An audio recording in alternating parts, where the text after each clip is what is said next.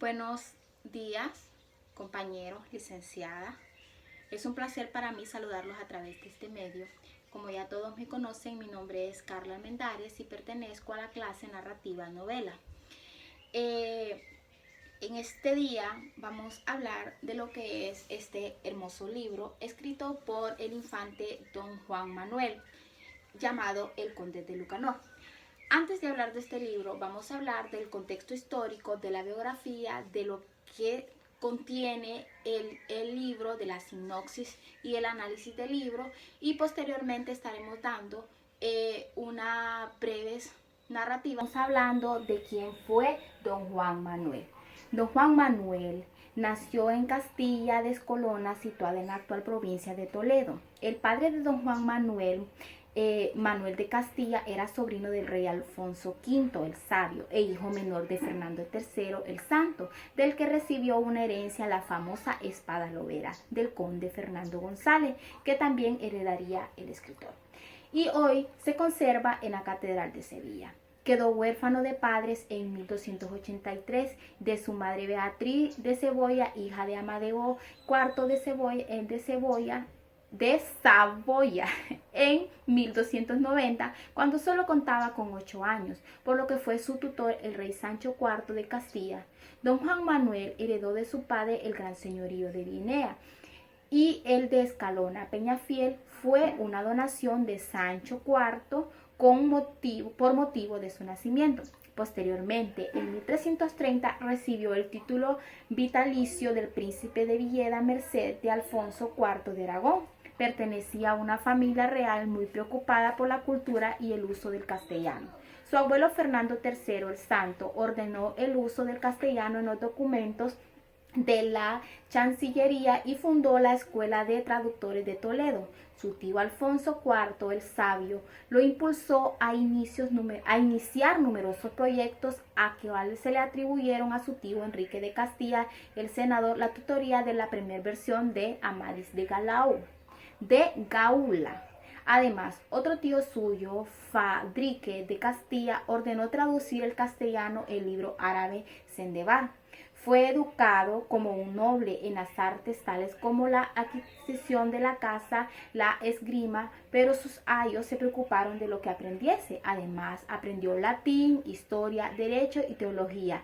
De esta completísima educación hay recuerdos en el libro de los estados. Aunque en algunas ocasiones se proclama lego en sus obras, tal declaración era convencional y obedecía a los tópicos de la humanidad, para compartir la ignorancia de su público por cortesía pedagógica. En real, era un sabio de conocimiento que dominaba el latín, el italiano, aunque el griego no. Su religión era tomista, vinculando a la Orden de los Santos Domingos. Literalmente, su formación incluyó la lectura de diversos poemas del Mester de Clerecía y los tratados de muchas obras de Alfonso, Historia de España. El contexto histórico de lo que se dio el Conde de Lucanor. Este libro, El Conde de Lucanor, fue escrito por Don Juan Manuel, que ya lo sabemos. Lo escribió en la Edad Media. En esta época se produjeron varias guerras. Entre ellas se diferencia la segunda batalla de Adrianópolis en 1205, la cruzada en la que Constantinopla fue saqueada desde 1202 hasta 1204, o la batalla de las Novas de Tolosa en 1212. Las viviendas de los campesinos contaban con una sola estancia que hacía al mismo tiempo de cocina, salón, habitación, y en estas también se trabajaba y se almacenaba lo que es la comida y las herramientas de arar. Si por el contrario eran artesanos, eran artesanos los que compartían su casa con el taller, y en muchos de los casos incluso con las tiendas de ambos tipos de construcciones. A la casa se une un pequeño patio trasero donde podían instalar huerto, corrales, pozos o hornos. El mobiliario presente en los hogares eran escasos y las casas más humildes estaban compuestas por aquellos muebles impredecibles como la mesa, las banquetas y una alacena. Las personas de otros recursos pues sí ya tenían otro tipo de comodidades, y los colchones que en aquel tiempo usaban eran sábanas. De el conde de Lucanor vamos a hablar que en aquel tiempo había una sociedad que estaba como quien dice bien clasificada. La sociedad de la época estaba compuesta por tres clases sociales principales. Tanto el clero como los nobles gozaban de una serie de privilegios económicos, políticos y judiciales, de que tras el nacimiento de la burguesía reducido tras una serie de revoluciones originadas en Francia. Los defensores eran de la nobleza, y los caballeros se encargaban de luchar contra los musulmanes. El clero se encargaba de transmitir la fe cristiana y de enseñar y mantener la cultura. Y el pueblo pues estaba unido a la nobleza mediante unos vínculos de dependencia personal. Su progresivo enriquecimiento como comercial o artesano introduce una nueva clase social burguesica. Este libro está dividido en 51 ejemplos importantes, donde la narración literaria pues es el cuento, porque el cuento es una narración breve y es una narración breve, ficticia y que cuenta con pocos personajes. Y igual esta es una narrativa que va de ejemplo en ejemplo, y se divide siempre, los cuentos se dividen en tres. El conde de Lucanor plantea un problema, Patronio le da un ejemplo, le narra una historia, y al final el conde Lucanor toma esa enseñanza, da una moraleja y fin del cuento. Entonces cada ejemplo que está aquí narra eso, y eso así podemos ver que así es el análisis de esta obra. El libro del conde Lucanor. Ahora les voy a dar una pequeña sinopsis de lo que es el libro El Conde de Lucanor. Este libro está compuesto por varios ejemplos. Los ejemplos siempre comienzan con una plática del Conde de Lucanor con Patronio. El conde de Lucanor se encuentra como en una dificultad siempre y le pide consejo a su consejero Patronio. Entonces Patronio, para darle un consejo a él y para que él comprenda el consejo, viene y le dice: voy a contarte esta historia de lo que le sucedió y a tal persona.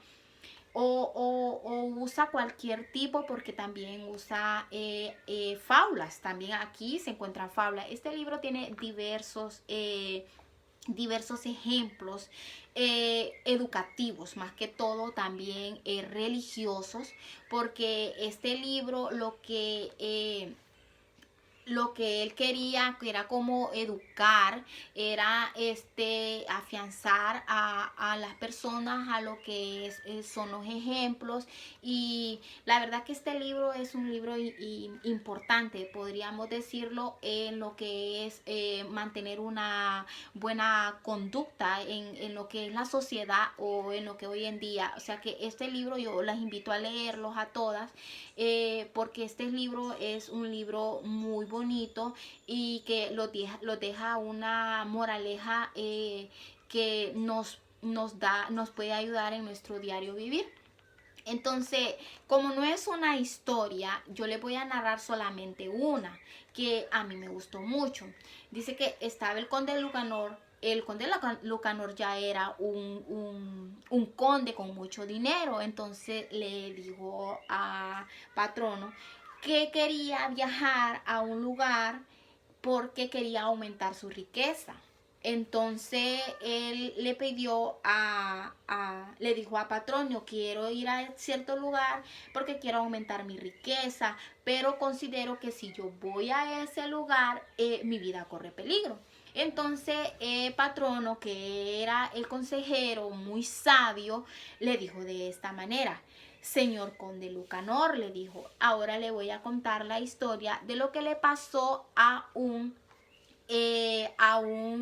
dueño de una joyería cuando iba para el pueblo. Entonces, en el libro narra cómo el conde Lucanor le pone atención a lo que le iba a decir. Entonces comienza un día. Iba el señor con muchas piedras preciosas para el otro lado de su casa, pero tenía que cruzar un río. Entonces cuando iba a cruzar el río, él llevaba muchas joyas, llevaba piedras, llevaba de todo, porque él era un comerciante. Entonces cuando él iba a mitad del río, el río estaba demasiado hondo. Entonces cuando él iba a mitad del río, él sintió que se ahogaba. Entonces una persona que estaba al otro lado le dijo, tira lo que tienes en la mano y así conservarás tu vida y no te ahogarás. Entonces él le dijo que no, porque no iba a perder sus piedras preciosas. Entonces prefirió ahogarse y perder también. O sea, perdió la vida y perdió también lo material.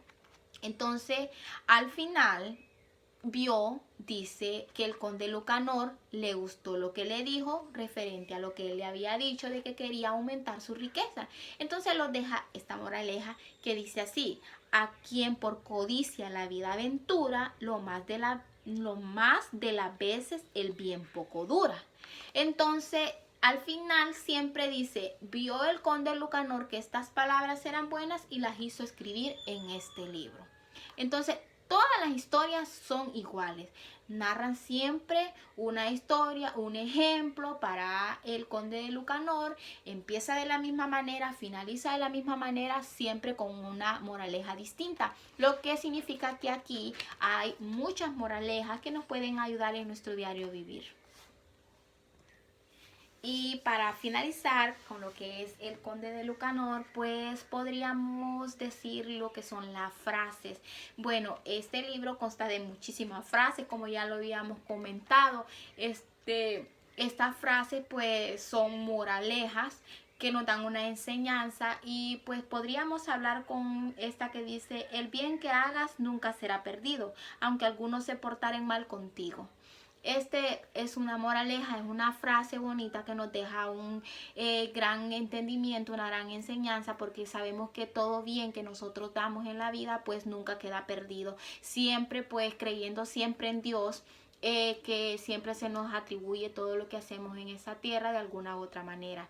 Entonces, como les digo, ya de frases podríamos hablar un montón, pero solo nos vamos a quedar con esta que es más representativa para mí. Esto ha sido todo lo que es lo del conde Lucanor, y yo sé que más de algunas tienen otros aportes, y estaremos pues en contacto. Muchas gracias por su atención. Les deseo una feliz tarde.